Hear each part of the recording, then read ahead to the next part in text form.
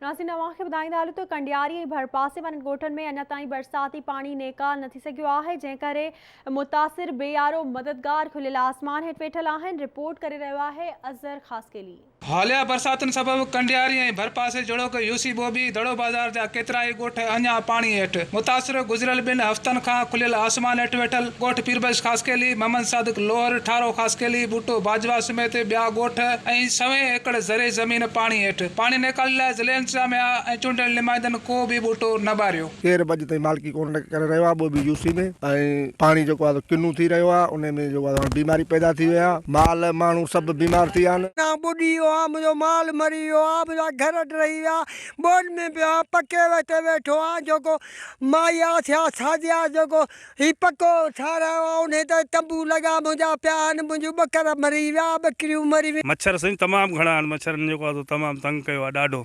उन जे लाइ महारियूं आहिनि, ॿियो टियों आहे, पर उन जे लाइ बि जेको आहे असांखे कंहिं न को दवा ॾिनी आहे, न को सिस्टम थियो निकाल करे ॾियो। ॿियो असांजो को बि एतिरा कोन्हे को, सिर्फ़ु इहो ई आहे त पाणी असांजो फाइनल थी वञे, असां सभु कुझु कमायो। इन जे लाइ असां परेशान आहियूं तमामु। ॻोठाणनि वधीक चयो त बरसाति खां पोइ मच्छरनि असांजो सुकून तबाह करे छॾियो आहे।